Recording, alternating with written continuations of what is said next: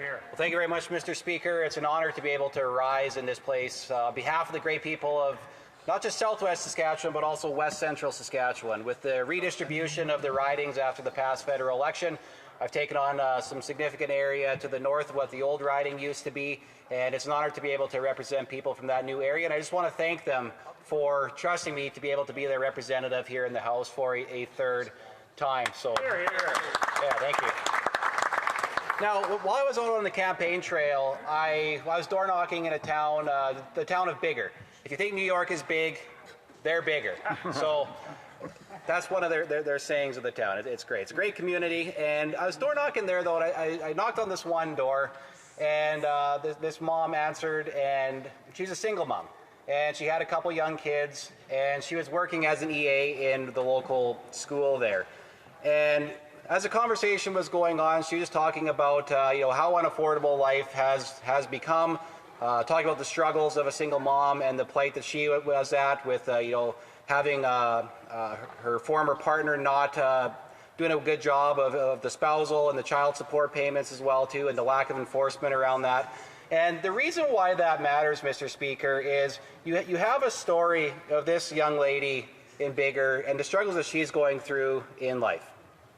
But then on the other hand, you take a look at what's happening with this government, because they are the last government, and they're not the new government that they say they are, right? So we got a track record here from so many ministers, and we look at the scandals, we look at the waste, we look at what's gone on over the last 10 years, and GC Strategies and what happened there is just another glaring example of the type of cronyism, the type of fraud that's really been committed to the taxpayer. And you look at this young mom in the situation that she's in, she sees this, and she's just like, what on earth is going on? I can't even get ahead. And yet you got Christian Firth in the Auditor General report here. It says that not only did he get all this money that he shouldn't have been getting, he also got to help write some of the contracts. He got to help write some of the conditions for the deals. There's a $25 million deal. He helped write it. And then he got it. And of course, it heavily slanted in favor of GC Strategies. Shocker, right? So you see that, and then you see the plight of this young lady. And I know that all of us, as we were out on the campaign trail, we all would have heard similar stories to people who are struggling with the cost of living, to people who are struggling with 10 years of bad Liberal policy and what that has done for them, for their communities, for being able to afford housing, to be able to afford groceries, to be able to afford a vehicle, to get out of high school, to get out of college, to get out of university and enter the workforce, and just that opportunity not being there, thanks to their mismanagement of basically everything. And after this last campaign, these are the kind of stories that people elected us here to be able to tell. And so when we look at the Auditor General report and we see the kind of issues that we had here, that's why we have a motion today calling on GC Strategies and calling on the government to make sure GC Strategies repays the money, that money is recovered. Now, I just want to highlight a couple other things from the Auditor General report. Right at the very beginning, it says, federal organizations are required to monitor the work performed by contractors. However, we noted that federal organizations frequently disregarded government policies in this area. This included not having records showing which contracted resources performed the work, what work was completed, and whether the people doing the work had the required experience and qualifications. Wow. In addition, in 82% of examined non-competitive contracts and competitive contracts that received only one valid bid, federal organizations failed to verify that the fees paid did not exceed market rates. On top of that, let's take a look at some of the other, just some of the notes in here in the report as well. Underneath the rubric of federal organizations did not follow procurement policies when awarding contracts. Procurement methods were not consistently justified. Security requirements were not enforced. There were weaknesses in contract monitoring. Information on suppliers' performance and rates was not collected and shared. Support for contract prices frequently lacked justification. Federal organizations made payments without evidence showing that all deliverables were received. So when we take a look at GC Strategies, so most people at home, they're probably wondering, okay, well, what on earth did GC Strategies do? Well, Nothing. Basically nothing. But what they did, the one thing they did do was take a lot of money for the ArriveCan app. And I know a lot of people, you tell them about the ArriveCan app, that instantly triggers a reaction in them because it brings them back to a time of government overreach, people that were being forced into quarantine when they shouldn't have been, people not being allowed to leave or enter Canada, all kinds of issues like that. And that's what people remember about ArriveCan. Well, GC Strategies is the company that was awarded a big contract. It was supposed to only cost about $80,000 to do this app, and it ended up costing over $64 million. Wow. And we don't even know the full total cost of that because the Auditor General couldn't get access to all of the information to be able to get the total number of it. So that's what we are dealing with here today with our Opposition Day motion by demanding that the government get that money back. So when we look at, I also want to just bring people back to when we called Christian Firth over to the bar there. He was admonished by this House. But there was a very, very telling element to that. And one of the last questions that was asked of Mr. Firth before he was done was, do you have any shame? His answer was, nope, no shame. And he just hopped up and he walked out. And that was it. That was the end of it. I have no shame. I took all this money, robbed the taxpayer, and away I went. Must be a Liberal. And why that matters, Mr. Speaker, and why I read some of the things about what the Auditor General report had to do, support for contract pricing, lack justification, federal organizations made payments without showing deliverables, weaknesses in contract monitoring, the security requirements not being enforced. Why does that matter? That matters. There's a lot of reasons why it matters, but what it gets to is government responsibility. The fact, are ministers actually, are they following up with their departments? Do they even know what their departments are doing? What this shows is a complete lack of leadership amongst the government, amongst their ministers.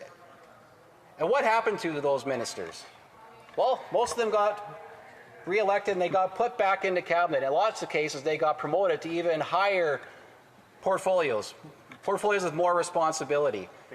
They failed upwards, and that's what was given to them by this Prime Minister. You would have thought that after Justin Trudeau stepped down as Prime Minister and the supposed new government came in with a new leader, that there would be some changes in that front bench of the Liberal government over there, and there's not. The people who are behind and who are ultimately responsible for this, because the buck stops with the minister. The ministers need to know what's happening in their file. They need to know what's happening in their department. There is no ministerial responsibility left thanks to 10 years of this Liberal government.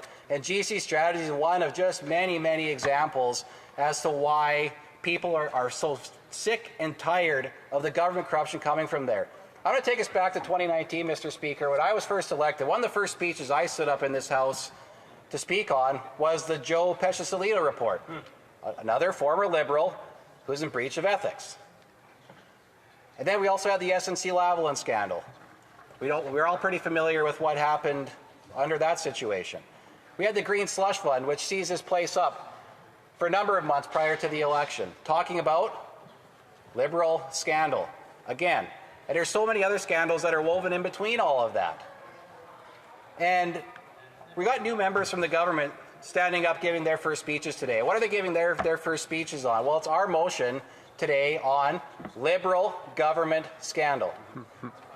That must be a little bit demoralizing over there, knowing that you have to get up and talk about the scandals, the waste, the corruption, the fraud that all has gone on and been permeated throughout this government for 10 years. And that's what your first speech gets to be about. As an opposition member, when I was first elected in 2019, to me it was like, well, no wonder we're talking about Liberal corruption and scandal. That was of no shock, watching how Justin Trudeau ran this country. So when we look at the motion, Mr. Speaker, for us here today, it would seem like it would be the very least that this government could do would be to demand that the money that was stolen from Canadian taxpayers by GC Strategies under false pretenses should be repaid, recouped, and repaid. I hope that the government takes it seriously. We've been hearing about them saying, oh, we're going to take them to court. Well, maybe we're not taking them to court. We don't actually know what's actually going to happen there. And the government needs to take this seriously. I hope that this motion passes, that we will see the taxpayer made whole not just the amount, but maybe even interest that was accrued on this. Canadian taxpayers need to be made whole. I hope the government takes that seriously. Questions and comments? Questions et commentaires. Honourable Parliamentary Secretary to the Government House Leader. Yes, Mr. Speaker, people that are actually following this debate can get a clear indication in terms of priorities and focus. You have Pierre Poilievre in the Conservative Party, and keep in mind, the election was on April 28. And what is the Conservatives talking about? Issues related to the last administration. No one was talking about that during the election. We have the Prime Minister, Mr. Speaker, that continues to push the whole idea of building a stronger, healthier economy. That's the order. There are many members attempting to suggest words that the Parliamentary Secretary should use. This member has spoken many words. I'm sure he can find them. I'll let him finish his question and comment. Thank you, Mr. Speaker. And it's really interesting to see new Prime Minister, new administration, and the Conservatives are stuck in the past on previous administrations. And they talk about, well, how new is it? Interesting fact. The current Prime Minister has served in the House of Commons for 45 days. Pierre Poilievre, 7,609 days. Which one does he think is newer to the House of Commons? The Honourable Member for Swift Current, Grasslands, Kindersley. Well, why don't we talk about the track record of the new Prime Minister? He spent 4 years advising Justin Trudeau. Right. So is it possible maybe that the Prime Minister was advising behind the scenes on GC strategies, possibly?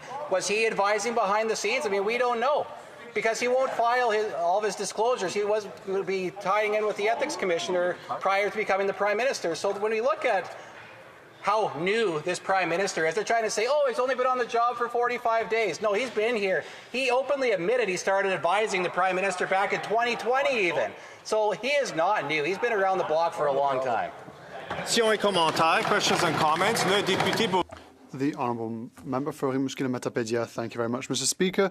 It's rather spectacular what we're seeing today in debates.